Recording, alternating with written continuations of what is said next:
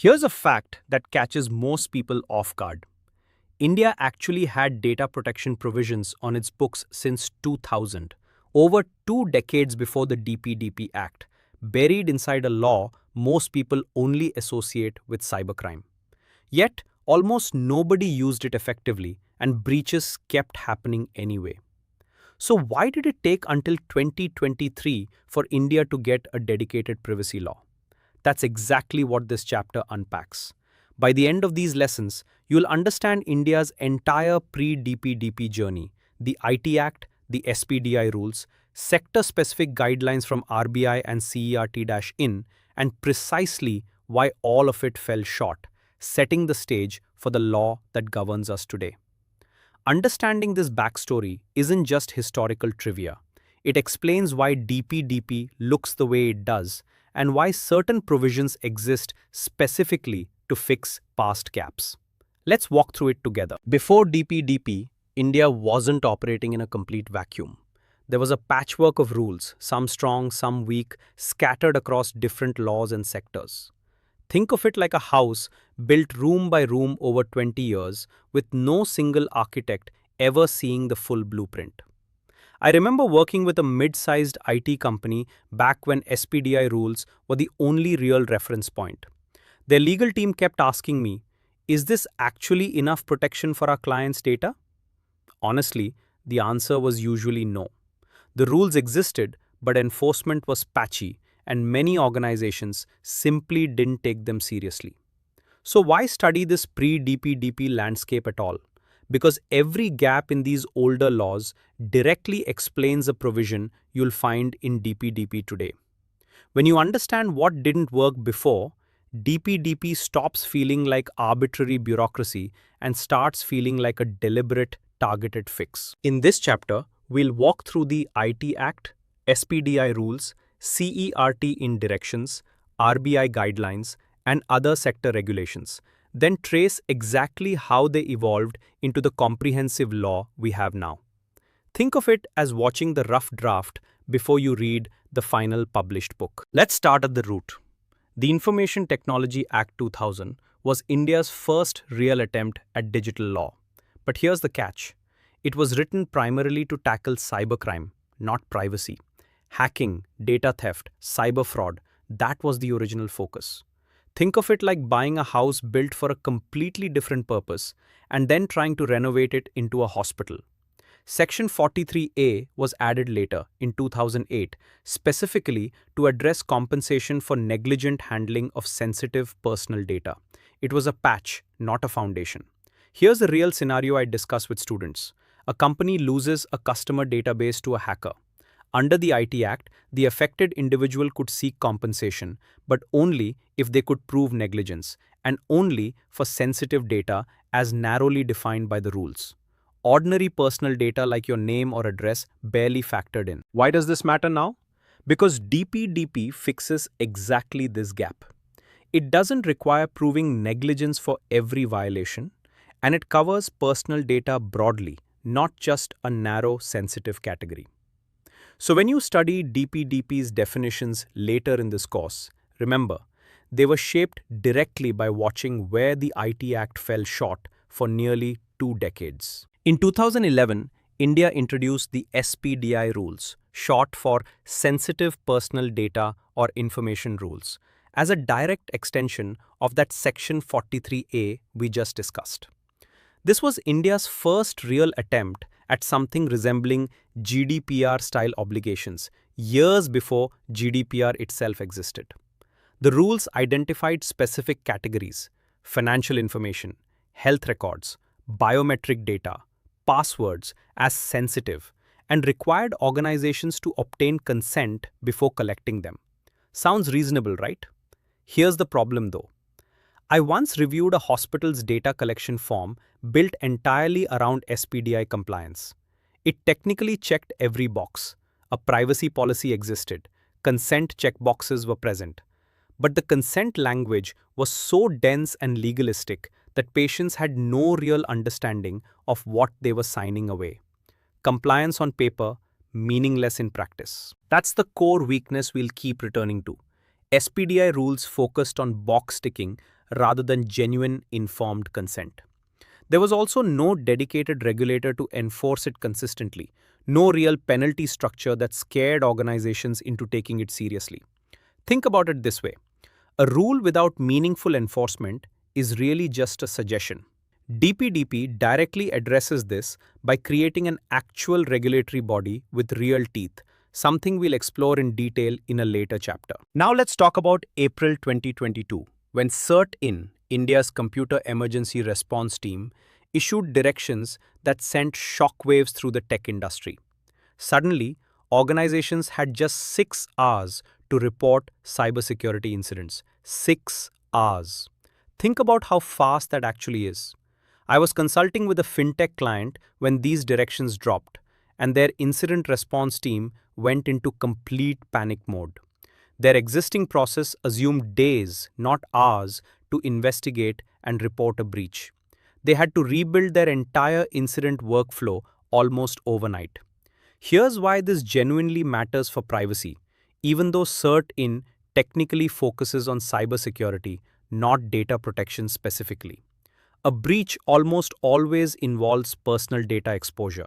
So these directions effectively forced Indian companies to take data incidents far more seriously, well before DPDP existed. CERT-In also mandated synchronized system clocks and log retention for 180 days. Seemingly technical details, but incredibly important for investigating any breach involving personal information. So when you later study DPDP's own breach notification requirements, you'll notice a familiar theme: speed matters. CERT-In essentially trained Indian organizations to build faster response muscles that DPDP compliance now absolutely requires you to use. Let's shift to a sector that arguably led India's privacy thinking long before any general law existed: banking and financial services. The RBI has issued detailed data localization and customer data protection guidelines for years, often stricter than anything in general privacy law. Take payment data localization, introduced in 2018. RBI mandated that payment system data must be stored exclusively within India. I remember a payment gateway client scrambling to migrate their entire cloud infrastructure because their servers sat in Singapore. That migration took months and cost them significantly. Why did RBI move so aggressively while general privacy law lagged behind? Think about it. Financial data carries immediate, tangible risk. A leaked medical record is harmful, yes, but a leaked bank account number can be drained within minutes. The stakes demanded faster regulatory action. Here's an interesting pattern worth noticing. RBI's approach: strict localization, mandatory audits, breach reporting timelines, actually previewed several concepts that later appeared in broader form within DPDP. Financial regulation essentially became a testing ground. So if you're working with any organization touching payment data, remember, DPDP compliance doesn't replace RBI requirements. It layers on top of them. Both must be satisfied simultaneously, and that overlap trips up more companies than you'd expect. Banking wasn't the only sector building its own privacy rules in isolation. Healthcare, telecom, and insurance each developed parallel requirements, often without coordinating with each other at all. Take telecom. The Department of Telecommunications required licensees to protect subscriber information and restricted call detail record sharing. Meanwhile, IRDAI issued its own guidelines for insurers handling policyholder health and financial data. And healthcare, despite handling perhaps the most sensitive data of all, operated with surprisingly fragmented rules until fairly recently.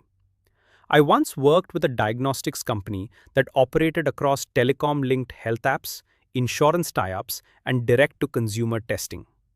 Their compliance head told me something I still remember.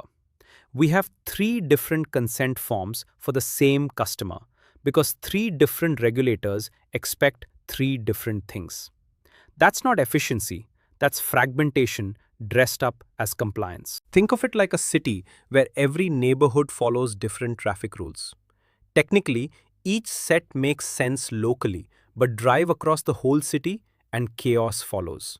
That's exactly what businesses operating across sectors faced before DPDP. Here's the real cost of this fragmentation. Compliance teams spent enormous energy managing overlapping, sometimes contradictory sector rules instead of actually protecting data meaningfully. DPDP was partly designed to sit as a unifying layer above these sector rules, not replacing them, but creating one consistent baseline everyone must meet regardless of industry. So, how did we get from this scattered patchwork to one comprehensive law? The journey was longer and messier than most people realize. The first serious draft privacy bill appeared way back in 2011, and honestly, it went nowhere for years. Then came the 2017 Puttaswamy judgment we discussed in Chapter 1, which created undeniable pressure. If privacy is a fundamental right, courts essentially said, where's the law protecting it? That triggered the formation of the Justice Sri Krishna Committee in 2018, which produced a detailed draft bill. Here's where it gets interesting. That bill went through multiple versions, 2019, 2021, each facing pushback from industry, civil society, and government departments with competing priorities. I remember tracking these drafts closely with clients who kept asking, should we start preparing now or wait for the final version? Most waited and then scrambled when the act finally passed in August 2023. Think of this evolution like sculpting, not building from scratch. Each draft chipped away contradictions, softened some provisions, hardened others, based on real feedback and changing digital realities, including the Aadhaar ecosystem and growing cybersecurity incidents. Why does this history matter to you practically? Because DPDP wasn't rushed legislation. It's the product of 6 years of debate, compromise, and refinement. Understanding that helps you appreciate why certain provisions exist exactly as they do. They were fought over, clause by clause. Let's pull Chapter 2 together. We traced India's privacy journey from the IT Act's narrow cybercrime focus through the well-intentioned but weakly enforced SPDI rules to CERT-In's aggressive 6-hour breach reporting mandate that forced faster incident response across the industry. We then saw how RBI led the way with strict financial data localization, while other sectors, telecom, insurance, healthcare, built their own fragmented rules in parallel, creating real compliance headaches for any business operating across industries. Finally, we walked through the long road to DPDP itself, from the 2017 Puttaswamy judgment through the Sri Krishna Committee, multiple bill drafts, and finally passage in 2023. None of this happened overnight, and understanding that history is exactly what makes DPDP's structure make sense. If you want the fully structured version of this journey, complete with role plays, scenario-based quizzes, and practice tests, check out our complete course, DPDP Act Compliance Masterclass on Udemy, linked in the description below. Also, don't forget to subscribe so you catch every upload, and click on the DPDP Act Master Series playlist in the description for the full sequence of videos. Coming up next, we finally dive into the DPDP Act itself, starting with its core objectives. See you there.